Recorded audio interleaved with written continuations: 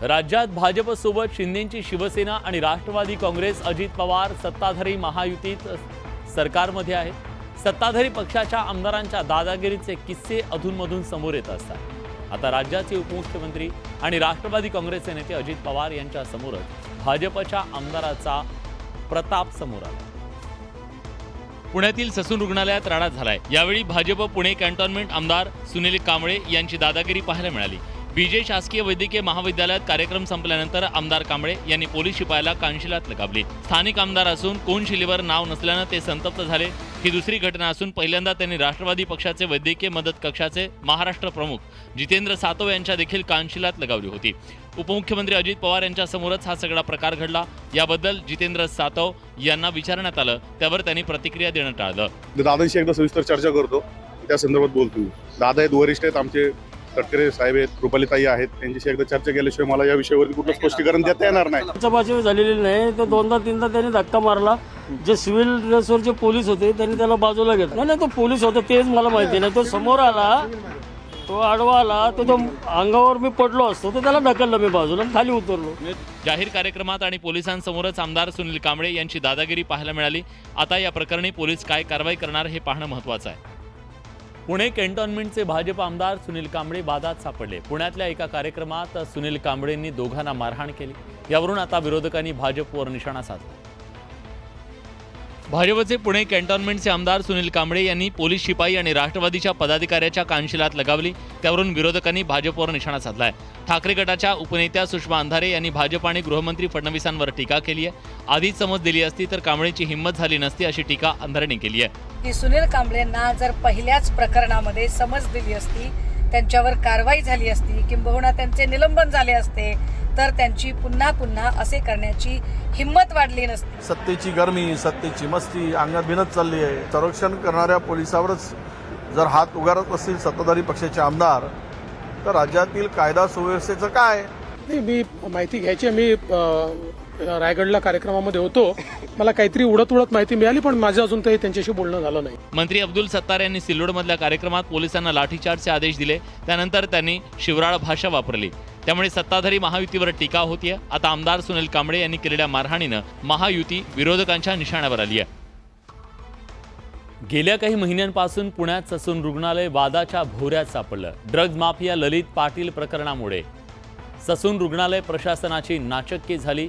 ललित पाटील प्रकरणामुळे ससून रुग्णालय आहे की गुन्हेगारांचं विश्रामगृह, असा सवाल विचारला जातो। असं असतानाच आता उपमुख्यमंत्री अजित पवार यांनी ससून रुग्णालय प्रशासनाचे वाभाडे काढले। ससून रुग्णालयातील 31च्या ओल्या पार्टीवरून अजित पवारांनी डीनला सुनावलं।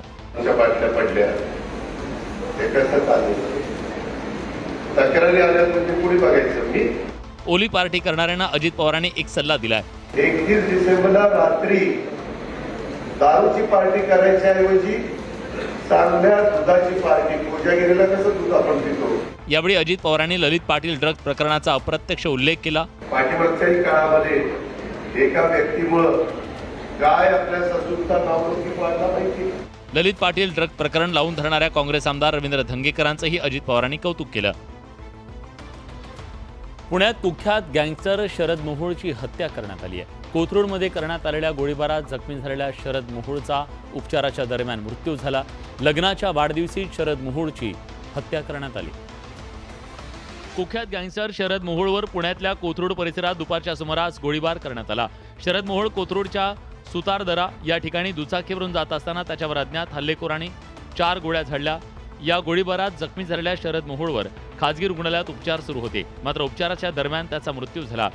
काय नागपूर, काय मुंबई, काय गुन्ह्यांचं राज्य, क्रिमिनलचं राज्य, गुन्हेगारांना कंट्रोल करण्यामध्ये हे सरकार कमी पडत आहे। त्यातून हा सगळा प्रकार घडतोय। कुंड कोणी असो त्याचा बंदोबस्तच या शासनामध्ये केला जातो।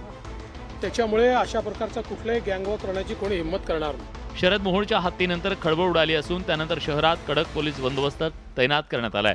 हा हल्ला नेमका कुणी केला याचा पोलीस शोध घेत आहेत। कुख्यात डॉन दाऊद इब्राहिमची दहशत मोडून काढण्यासाठी सरकारनं कारवाईचा बडगा उगारला। दाऊदच्या 4 जमिनीचा सरकारनं लिलाव केला। त्याच्या 2 संपत्तीची विक्री सुद्धा करण्यात आली। कुख्यात डॉन दाऊद इब्राहिमच्या कोकणातील संपत्तीचा शुक्रवारी लिलाव करण्यात आला। कोकणात दाऊदच्या 4 संपत्ती असून साफिमा अर्थात स्मगलर, फॉरेन एक्सचेंज, मॅन्युप्युलेटर ॲक्ट अंतर्गत केंद्र सरकारनं दाऊदची संपत्ती लिलावात काढली. या लिलावात 4 पैकी केवळ 2 जागांसाठी बोली लावण्यात आली. या लिलावात 4 खरेदीदारांनी सहभाग घेतला होता.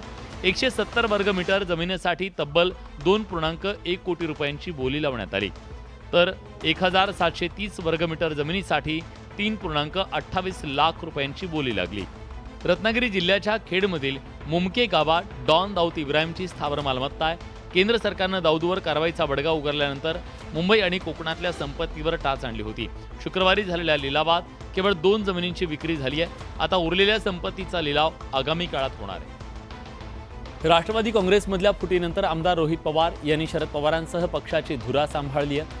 तरुणांच्या प्रश्नावर संघर्ष यात्रा काढत रोहित पवार यांनी सत्ताधाऱ्यांवर निशाणा साधला. मात्र आता याच रोहित पवारांच्या अडचणी वाढण्याची शक्यता आहे. कारण बारामती ॲग्रो कथित गैरव्यवहार प्रकरणी मुंबईसह 6 ठिकाणी ईडीनं छापेमारी केली आहे. आमदार रोहित पवार बारामती ॲग्रो कंपनीचे CEO आहेत. केंद्रीय तपास यंत्रणांनी छापेमारी केली. बारामती ॲग्रो कंपनीचं कार्यालय, संबंधित लोकांच्या घरी ईडीनं छापे मारले. गेली वर्षी रोहित पवार यांना याबद्दल नोटीस देण्यात आली होती. आता त्यांच्या कंपनीवर छापेमारी करण्यात आली आहे. ईडीनं छापेमारी केल्यानंतर कंपनीत इतर कुणालाही प्रवेश देण्यात येत नाहीये. यापूर्वी महाराष्ट्र शिखर बँक घोटाळा प्रकरणी बारामती ॲग्रोवर छापे मारण्यात आले होते. कारखान्याची लिलाव प्रक्रिया, पैशाची अफरातफर झाल्याचा आरोप यावेळी करण्यात आला. तसंच बारामती ॲग्रो कंपनीला महाराष्ट्र प्रदूषण विभागानं सुद्धा नोटीस दिली. 72 तासात प्लांट बंद करण्याची सूचना नोटीसीत दिली होती. त्यानंतर उच्च न्यायालयातून रोहित पवारांनी यावर स्थगिती मिळवली होती. मात्र आता बारामती ॲग्रोवर ईडीनं केलेल्या कारवाईनं रोहित पवारांच्या अडचणी वाढण्याची शक्यता आहे. बारामती ॲग्रोच्या कथित गैरव्यवहार प्रकरणी मुंबईसह 6 ठिकाणी ईडीनं छापेमारी केली. बारामती ॲग्रो कंपनीचं कार्यालय, संबंधित लोकांच्या घरी ईडीनं छापे मारले. या प्रकरणी आमदार रोहित पवार यांच्या अडचणी वाढणार असल्याचं बोललं जातं. मात्र रोहित पवार यांनी कुठल्याही संघर्षाला तयार असल्याचं म्हटलंय. सोशल मीडियावर रोहित पवार यांनी पोस्ट केली आहे. त्यांनी आपल्या ट्विटमध्ये म्हटलंय, हा आहे स्वाभिमानी महाराष्ट्राच्या पुरोगामी विचारांचा चेहरा, ज्यांनी पिढ्यानपिढ्या महाराष्ट्र धर्म जपला आणि वाढवला. अन्याय विरोधात प्रसंगी संघर्ष करण्याची शिकवण या महान विभूतीने दिल्यानं महाराष्ट्र भूमीला संघर्षाचाही प्रदीर्घ इतिहास आहे. म्हणून मराठी माणूस या नात्यानं महाराष्ट्र धर्म जपण्यासाठी आणि टिकवण्यासाठी प्रत्येकाला संघर्षाची तयारी ठेवावी लागेल. प्रभू रामाबद्दलच्या वक्तव्यावरून आव्हाड आणि रोहित पवारांमध्ये वाद असल्याची चर्चा सुरू झाली. मात्र ईडीच्या छापेमारीनंतर आव्हाडांनीही ट्विटरवर पोस्ट करत रोहित यांना पाठिंबा दर्शवला, तर अजित पवार गटाला लक्ष्य केलं. पवार साहेबांच्या सोबत निष्ठेनं आणि ताकदीनं उभं राहण्याची त्याची ही फळं आहेत. वाईट याचंच वाटतंय की यात आपलेच घरभेदी सहकारी सामील आहेत. पण मला विश्वास आहे रोहित या सर्व दबाव तंत्राला बळी तर पडणार नाहीच, उलट अजून ताऊन सुलाखून बाहेर पडेल. बारामती ॲग्रोवरील ईडीच्या छापेमारीवरून राजकारण पेटलंय. महाराष्ट्रात सुडाचं राजकारण सुरू असून विरोधकांची गळचेपी सुरू असल्याचा प्रकार विरोधकांनी बोलून दाखवला. पुरावे हाती लागल्यावरच ईडी कारवाई करते असा टोला सत्ताधाऱ्यांनी लगावला. राष्ट्रवादीच्या शरद पवार गटाचे आमदार रोहित पवार यांच्या बारामती ॲग्रोवर कथित गैरव्यवहार प्रकरणी ईडीनं मुंबईसह 6 ठिकाणी धाडी टाकल्या. रोहित पवार सातत्यानं राज्य सरकारच्या कारभारावर टीकेची तोफ डागतायत. बारामती ॲग्रोवर पडलेल्या ईडीच्या छाप्यानंतर राजकारण तापलंय. सरकारविरोधात बोलणाऱ्यांचा आवाज दाबण्याचा प्रयत्न सुरू असल्याचा आरोप विरोधकांनी केला. तर काहीतरी पुरावे असतील, त्यामुळे ईडीनं कारवाई केली असावी असं सत्ताधाऱ्यांनी म्हटलंय. आणि ज्या पद्धतीने ही दडपशाही आणि सुडाचं राजकारण चाललंय हे अतिशय दुर्दैवी आहे. महाराष्ट्रात कधी असं सुडाचं राजकारण झालं नाही. आमच्याकडून तर कधीच झालं नाही. इतके वर्ष आम्ही सत्तेत राहिलो आणि कधी करणारही नाही. नव्यानं सुरू करायचा प्रयोग निवडणुकीच्या तोंडावर सुरू केला दिसतो. पण आता जो त्या मशीनमध्ये जाईल तो शुद्ध होऊन बाहेर जाईल, नाही जाईल तर ईडीच्या कारवाईला सामोरं जाईल. आणि समजा त्यांनी काही केलंच नसेल, त्यांचं सगळं नीट असेल, तर त्यांना घाबरण्याची आवश्यकता नाही. विनाकारण याला राजकारण शिवण्याचं काय कारण आहे? ईडीच्या कारवाईवरून यापूर्वी केंद्र सरकार आणि भाजपवर विरोधकांनी टीकेची तोफ डागली. बारामती ॲग्रोवरच्या कारवाईवरून सुद्धा विरोधकांनी असाच आरोप केलाय. देशभरात सध्या ईडीच्या कारवायांची चर्चा आहे. बहुतांश ठिकाणी ईडीच्या कारवाया राजकीय हेतून होत असल्याचा आरोप विरोधक करत आहेत. अशातच पश्चिम बंगालमध्ये ईडी कारवाईआधी धक्कादायक घटना घडली आहे. पश्चिम बंगालमध्ये ईडीच्या अधिकाऱ्यांवर स्थानिकांकडून हल्ला करण्यात आलाय. ईडीचं पथक रेशन घोटाळ्यात अडकलेल्या तृणमूल काँग्रेसच्या नेत्याच्या निवासस्थानावर धाड टाकण्यासाठी निघालं होतं, तेव्हा हा हल्ला करण्यात आल्याचं बोललं जात आहे. हल्ला करणाऱ्या लोकांची संख्या जवळपास 100 इतकी होती असं बोललं जात आहे. ईडी अधिकाऱ्यांना आणि जवानांना या जमावानं घेरलं. त्यांच्या वाहनांच्या काचा देखील त्यांनी फोडल्या. जमावाचा रोष पाहता ईडी अधिकाऱ्याने तिथून परतण्याचा निर्णय घेतला. या दरम्यान एक युवक गंभीर जखमी झाला असून त्याला रुग्णालयात दाखल करण्यात आलंय. कोई भी राज्य पर जाते हैं और वो भी महामान्य उच्च अदालत के निर्देशानुसार, और जब उनके ऊपर अटैक होते हैं, इससे बड़ी निंदा का विषय हो ही नहीं सकता है. ईडीच्या अधिकाऱ्यांवरील या हल्ल्यानंतर पश्चिम बंगाल सरकार आणि भाजपमध्ये आरोप प्रत्यारोपांच्या फैरी रंगल्या. पंतप्रधान मोदींविरोधात लढण्यासाठी विरोधकांकडून इंडिया आघाडीची वज्रमूठ आवळण्यात आली आहे. इंडिया आघाडीत काँग्रेस हा देशव्यापी पक्ष आहे. विविध राज्यात काँग्रेस विविध प्रादेशिक पक्षांशी आघाडी करत आहे. मात्र असं असताना महाराष्ट्रात 48 जागांवर लढण्याची काँग्रेसकडून चाचपणी सुरू आहे. महाविकास आघाडीच्या जागा वाटपाचा फॉर्म्युला अंतिम टप्प्यात आहे. असं असलं तरी काँग्रेसनं राज्यातील सर्व मतदारसंघातील इच्छुक उमेदवारांची चाचपणी सुरू केली आहे. काँग्रेसनं लोकसभेच्या सर्व 48 लोकसभा मतदारसंघातील इच्छुक उमेदवारांची यादी पाठवण्याचे निर्देश शहर आणि जिल्हाध्यक्षांना दिलेत. दरम्यान यावर आक्षेप घेण्यासारखं काही नसल्याचं ठाकरेंच्या शिवसेनेनं स्पष्ट केलंय. तर यावरून सत्ताधाऱ्यांनी निशाणा साधलाय. राजकीय ताकदीची चाचपणी करत असेल की ते नक्की कोणत्या जागा लढू इच्छितात, कोणत्या जागांवर त्यांचे कार्यकर्ते अधिक चांगल्या प्रकारे लढू शकतात, मला असं वाटतं चुकीचं काही नाही. ते 48 मतदारसंघाची चाचणी करतायत, तयारी करतायत. याचा अर्थ जेवढा आहे, उद्धव ठाकरेचे उमेदवार हे हात पंजा या चिन्हावर लढवणार आहेत. भविष्यामध्ये ही आघाडी होणार नाही. काँग्रेस स्वबळावर लढवायचा जो काही त्यांचा संकल्प आहे ते पूर्ण करण्याच्या विचारात आहे. सर्व जागा लढवण्याच्या काँग्रेसच्या चाचपणीची स्वबळाची चाचपणी आहे की दबावगट, अशी चर्चा सुरू झाली आहे. मुख्यमंत्री एकनाथ शिंदे आणि मनसे अध्यक्ष राज ठाकरे यांच्यात गेल्या काही काळापासून भेटीगाठींचा सिलसिला सुरू आहे. या पार्श्वभूमीवर दोन्ही पक्षांमध्ये युती होणार का, याची चर्चा सुरू झाली. त्यातच मनसेचे नेते संदीप देशपांडेंनी केलेल्या एका वक्तव्यानं पुन्हा एकदा चर्चांना उधाण आलं. मुख्यमंत्री एकनाथ शिंदे आणि मनसे अध्यक्ष राज ठाकरेंमध्ये गेल्या वर्षभरात 6 भेटी झाल्या. दोन नेत्यांमध्ये नुकत्याच झालेल्या आगामी निवडणुकीच्या पार्श्वभूमीवर शिंदेंची शिवसेना आणि मनसेमध्ये युती होणार का, याची चर्चा सुरू झाली. यात आमच्यात वैचारिक साम्य असल्याची प्रतिक्रिया मनसेचे नेते संदीप देशपांडेंनी दिली. त्यावर शिंदेंच्या शिवसेनेकडून सुद्धा प्रतिक्रिया आली आहे.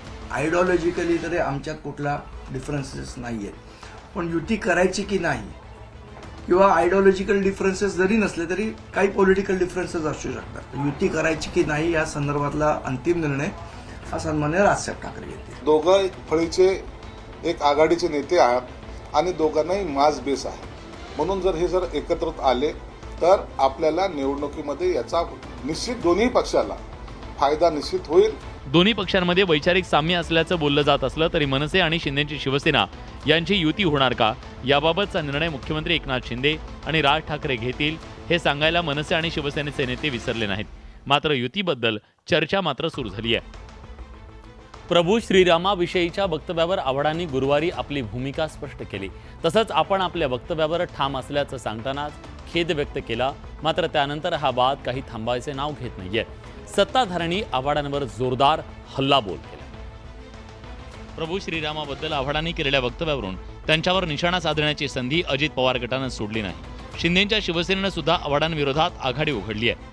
मी असले आलतू फालतू उत्तर द्यायला बांधील नाहीये. अतिशहाणा त्याचा बैल रिकामा. राष्ट्रवादी पवार साहेबांचा जो ग्रुप आहे उरला सुरला, तो संपवण्यासाठी इतर पक्षांनी काही करण्याची आता काही गरज आहे असं मला काय वाटत नाही. ते संजय राऊत असतील किंवा हा जितेंद्र आव्हाड असेल, यांना तर खरं म्हणजे चौकात उलट टांगून मारलं पाहिजे, यांच्या चांबड्या काढल्या पाहिजे. त्याच्याशिवाय हे लोक ठिकाणावर येणार नाही. जितेंद्र आव्हाडांचं वक्तव्य हे केवळ मूर्खपणाचं वक्तव्य आहे की जे स्वतःला हिंदुत्ववादी म्हणवतात असे लोक मात्र त्याच्यावर मौन साधतात. त्यामुळे हे किती बेगडी लोक आहेत हे सगळ्यांच्या लक्षात आलं. भाजप आमदार राम कदम यांनी शरद पवारांना पत्र लिहून या प्रकरणी आपली भूमिका स्पष्ट करण्याची मागणी केली आहे. तसंच पवारांच्या मौनावर सवाल उपस्थित केलाय. एकीकडे मनोज जरांगे मराठा आरक्षणासाठी आक्रमक झाले. मराठा समाजाला सरसकट ओबीसीतून आरक्षण मिळवून देण्यासाठी जरांगेंनी 20 जानेवारीला चलो मुंबईचा नारा दिला. तर दुसरीकडे ओबीसी समाजही आरक्षणासाठी आक्रमक होताना दिसतोय. मंत्री छगन भुजबळ आणि आमदार गोपीचंद पडळकर यांच्या उपस्थितीत शनिवारी पंढरपुरात ओबीसी एल्गार मेळाव्याचं आयोजन करण्यात आलंय. या मेळाव्याला 50,000 ओबीसी बांधव उपस्थित राहतील असा अंदाज आहे. पंढरपुरातील या ओबीसी मेळाव्याची तयारी अंतिम टप्प्यात आली आहे। विशेष म्हणजे छगन भुजबळ यांचे बंधू बापूसाहेब भुजबळ यांनी मेळाव्याच्या तयारीत लक्ष घातलंय। यासाठी त्यांनी करमाळ्यातल्या अनेक भागात ओबीसी बांधवांच्या बैठका घेतल्या। भुजबळ साहेबांनी तोंडशोध घेण्याचं बंद करावं, अन्यथा भुजबळ साहेबांना आम्ही गुलाबाचा हार घालू आणि गुलाबाचा हार जरी त्यांनी नाही ऐकलं तर त्याचं रूपांतर चपल्यात होऊ शकतं। असा त्यानं कुठे येण्याचा प्रयत्न केला तर या पंढरपूर शहरात 80% ओबीसी बांधव आहेत हे असा अडवणाऱ्याला नक्की तुडवतील। ओबीसी समाजातील आरक्षणाचा वाद याबाबतची नवी दिशा पंढरपूरच्या मेळाव्यातून ठरणार आहे, त्यामुळे या मेळाव्याकडे सगळ्यांचं लक्ष लागलंय। कमी दरामुळे कापूस, सोयाबीन, कांदा उत्पादक शेतकरी हतबल झाला। शेतमालाला योग्य दर मिळावा यासाठी शेतकरी रस्त्यावर उतरले। मात्र बुलढाण्याच्या खामगावात शेतकऱ्यांच्या संतापाचा उद्रेक पाहायला मिळतो। सोयाबीन दराच्या मुद्द्यावरून बुलढाण्यात एक शेतकरी चांगलाच आक्रमक झाला। खामगाव एपीएमसीच्या बाहेर शेतकऱ्यांकडून निदर्शनं करण्यात आली। यावेळी एका शेतकऱ्यानं हातात कोयता आणि देशी पिस्तूल घेत घोषणाबाजी केली। सोयाबीनला 6000 रुपये दर देण्याची घोषणा करण्यात आली। आता हत्यार राहिला, दुसरं काहीच नाही, जास्त अपेक्षा नाही आहे। 6000 जास्त आहे का? हातात कोयता आणि देशी पिस्तूल घेत घोषणाबाजी करणाऱ्या या व्यक्तीची पोलिसांकडून चौकशी सुरू आहे। जामखेडमधील महावितरणच्या कार्यालयाची तोडफोड करण्यात आली आहे। कारवाईचं पत्र मिळाल्यानं एका कर्मचाऱ्याच्या संतापाचा उद्रेक झाला आणि रागाच्या भरात या कर्मचाऱ्यानं विभागीय कार्यालयाची तोडफोड केली। अहमदनगर जिल्ह्यातील जामखेडमधल्या महावितरणच्या कार्यालयाची तोडफोड करण्यात आली आहे। ही तोडफोड बाहेरच्या व्यक्तीने केली नसून महावितरणच्या सहाय्यक अभियंत्यानं केली आहे। प्रल्हाद टाक हे महावितरणचे सहाय्यक अभियंता नानज इथं कार्यरत आहेत। वरिष्ठ कार्यालयाकडून कारवाईचं पत्र मिळाल्यानं ते संतप्त झाले आणि त्यांनी थेट धडक देत जामखेडमधल्या महावितरणच्या विभागीय कार्यालयाची तोडफोड केली। या कार्यालयाच्या काचा आणि केबिनमधल्या टेबलची त्यांनी तोडफोड केली। नागपुरात आरोग्य यंत्रणा व्हेंटिलेटरवर असल्याची धक्कादायक बाब समोर आली आहे। नागपूर महानगरपालिकेच्या दवाखान्यात गेल्या 2 महिन्यापासून डॉक्टरच नाहीयेत। नागपूर महानगरपालिकेच्या शहीद चौक परिसरात असलेल्या दाजी दवाखान्यामध्ये गेल्या नोव्हेंबर महिन्यापासून डॉक्टर नसल्यानं या ठिकाणी असलेल्या नर्स रुग्णांना औषध देतात, त्यामुळे इथली रुग्णसेवा कोलमडून पडली आहे असं चित्र आहे। रुग्णालय आहे मात्र त्या ठिकाणी डॉक्टरच नाहीयेत। या ठिकाणी असलेले डॉक्टर दुसरीकडे पाठवण्यात आल्यानं हा सगळा भार नर्सवर पडलाय। त्यामुळे नर्स त्यांना जमेल ते सर्दी तापाच्या गोळ्या देऊन रुग्णांना सेवा देतात, मात्र जे गंभीर रुग्ण आहेत त्यांना दुसरीकडे पाठवण्यात येत आहे। 1 नोव्हेंबरपासून नाही आहे आपल्याकडे आणि माझ्याकडे जे पेशंट येतात त्यांना मी सर्दी खोकला वगैरे असेल तेव्हाच त्यांना देत असते। 3-4 वर्ष झाले नेहमी ते मॅडम बसत होते आधी, आता नाही बसत। एखादी महिना त्याला दिसत नाही मला मॅडम त्या। डॉक्टर है नहीं ना 2 महीने से बिल्कुल। आज इतना बड़ा कोरोना का माहौल चल रहा है, गवर्नमेंट इतना ये बोल रही है, यहाँ कोई आते ही नहीं है। आरोग्य व्यवस्थेसाठी महापालिका कोट्यवधी रुपयांची तरतूद करते, मात्र दवाखान्यात डॉक्टर नसतील तर रुग्णांना त्याचा फायदा काय असा सवाल उपस्थित होतो। उत्तर भारत कडाक्याच्या थंडीनं अक्षरशः गोठलाय। संपूर्ण उत्तर भारत सध्या कडाक्याची थंडी अनुभवतोय, मात्र सर्वात कठीण परिस्थिती जम्मू काश्मीरमध्ये आहे। काश्मीर खोऱ्यात थंडीची लाट अधिक तीव्र झाली आहे। काश्मीरमधील निचांकी तापमान शून्याच्या खाली अर्थात उणे 3 वर गेलंय। काश्मीरमध्ये सध्या चिल्ला एक कलान म्हणजे 40 दिवसांच्या कडाक्याच्या थंडीचा कालावधी सुरू आहे। या कालावधीत थंडीची लाट येऊन तापमान कमालीचं खाली जातं। उणे 3 तापमानामुळे श्रीनगरमधील प्रसिद्ध दल सरोवर गोठून गेलाय। पाण्यातून बोटी बाहेर काढताना इथल्या नावाड्यांना कसरत करावी लागते। पाणी गोठल्यानं इथल्या नागरिकांचं जगणं काहीसं कठीण झालंय। या बोचऱ्या थंडीचा पर्यटक मात्र आनंद लुटतायत। यहाँ बहुत ठंड है और डल लेक पूरी तरह से जमी हुई है और हम लोग को यहाँ बहुत मज़ा आ रहा है। पूरी तरह से डल लेक है जो जमा हुआ है और काफी ठंड है यहाँ पे, -1 डिग्री। पुढील काही दिवस जम्मू काश्मीरच्या विविध भागात जोरदार बर्फवृष्टी होण्याचा अंदाज आहे, त्यामुळे इथल्या हाडं गोठवणाऱ्या थंडीत स्थानिक नागरिकांचे हाल होण्याची चिन्ह आहेत। भारत आणि पाकिस्तानमध्ये पुन्हा एकदा क्रिकेट लढतीचा थरार क्रिकेट चाहत्यांना अनुभवता येणार आहे। येत्या 9 जूनला भारत आणि पाकिस्तान T20 विश्वचषक स्पर्धेत एकमेकांना भिडणार आहेत। भारत आणि पाकिस्तान क्रिकेट मॅचची चाहत्यांना उत्सुकता असते। चाहत्यांची ही प्रतीक्षा संपली असून येत्या 9 जूनला भारत आणि पाकिस्तान 2020 वर्ल्ड कपच्या सामन्यात भिडणार आहेत। ICCने यावर्षी होणाऱ्या T20 वर्ल्ड कपचं ग्रुप आणि सामन्यांचं टाइमटेबल जाहीर केलं। भारत आणि पाकिस्तानचा अ गटात समावेश असून रविवारी 9 जूनला हे पारंपरिक प्रतिस्पर्धी T20 वर्ल्ड कपमध्ये आमने सामने येणार आहेत। भारत पाकिस्तान सामन्याची पर्वणी क्रिकेट प्रेमींना अनुभवता येणार आहे. अनेकांनी नववर्षाची सुरुवात देवदर्शनाने केली. नाताळची सुट्टी, सरत्या वर्षाला निरोप आणि नववर्षाचं स्वागत यासाठी साईनगरी शिर्डीत भाविकांची मोठी गर्दी झाली. 23 डिसेंबर ते 1 जानेवारी या कालावधीत साईंच्या चरणी भरभरून दान जमा झालं. या कालावधीत शिर्डीत तब्बल 8 लाख भाविकांनी साईबाबांचं दर्शन घेतलं. या लाखो भाविकांनी साईंच्या चरणी भरभरून दान अर्पण केलं. विविध माध्यमातून गेल्या 10 दिवसात जवळपास 16 कोटी रुपयांचं दान साई संस्थांच्या तिजोरीत जमा झालंय. दानपेटीत 7 कोटी 80 लाख, देणगी काउंटरवर 3 कोटी 53 लाख, ऑनलाईन देणगीतून तब्बल 4 कोटी 21 लाख, 32 लाख रुपयांचं सोनं जमा झालंय. 7,67,000 किमतीची चांदी अर्पण करण्यात आली आहे. 11 लाख लाडू पाकिटांची विक्री झाली. 8 लाखाहून अधिक साई भक्तांनी श्री साई समाधीचं दर्शन घेतलेलं आहे. या दरम्यान विविध स्वरूपाच्या देणगीच्या रूपाने संस्थानला 15 कोटी 95 लाख रुपयाची देणगी प्राप्त झालेली असून तब्बल 6 लाख भाविकांनी साई संस्थांमार्फत दिल्या जाणाऱ्या मोफत भोजन प्रसादाचा लाभ घेतला. एकूण शिर्डीत साईंच्या चरणी लीन होणारे भक्त आणि साईंच्या चरणी अर्पण करण्यात येणाऱ्या दानात दिवसागणिक वाढ होत असल्याचं पाहायला मिळत आहे. चंद्रपुरात चांदा ॲग्रो 2024चं आयोजन करण्यात आलं. या कृषी महोत्सवाच्या निमित्तानं चंद्रपुरात आगळा वेगळा विश्वविक्रम करण्यात आला. प्रसिद्ध शेफ विष्णू मनोहर यांनी हा विश्वविक्रम केला. विष्णू मनोहर यांनी मिलेट्स खिचडी म्हणजेच भरड धान्याचा वापर करून 6,750 किलोची खिचडी बनवण्याचा विश्वविक्रम केला. या विश्वविक्रमासाठी सकाळपासूनच चांदा क्लब ग्राउंडवर महाकाय कढईमध्ये मिलेट्स खिचडी बनवण्याला सुरुवात झाली. 22 प्रकारचे विविध पदार्थांचा वापर करून मिलेट्स खिचडी बनवण्यात आली. पंतप्रधान नरेंद्र मोदी यांनी 2023 हे वर्ष मिलेट वर्ष म्हणून घोषित केलंय. त्यानंतर विष्णू मनोहर यांनी मिलेटच्या प्रचार आणि प्रसारासाठी वेगवेगळ्या शहरात 12 मिलेट्सचे पदार्थ तयार करण्याचा संकल्प केला. मिलेट्सला एक लोकांमध्ये जनजागृती व्हावी यासाठी जो उपक्रम हाती घेतला होता. गेले वर्षभर मिलेट्सचे वेगवेगळे कार्यक्रम होत होते आणि मी पण म्हटलं आपला सहभाग असावा. ही खिचडी एकदम पौष्टिक आहे, अशी प्रत्येक शाळेने खिचडी पौष्टिक बनवावी. आतापर्यंत विष्णू मनोहर यांनी नागपूर, औरंगाबाद आणि नाशिक इथं मिलेट्सचे विविध पदार्थ तयार केले. त्याआधी एप्रिल 2022 मध्ये 6,000 किलोची भरड खिचडी तयार करण्याचा आधीचा विक्रम नाशिक इथं करण्यात आला होता. मात्र चंद्रपुरात हा विक्रम मोडीत निघालाय. चंद्रपूरच्या नागरिकांनी या पौष्टिक खिचडीचा आस्वाद घेतला.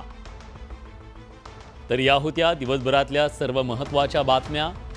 दमदार बातम्या, दमदार 10 या बुलेटिनमध्ये आपण इथेच थांबतोय. ताज्या घडामोडींसाठी बघत रहा न्यूज 18 लोक.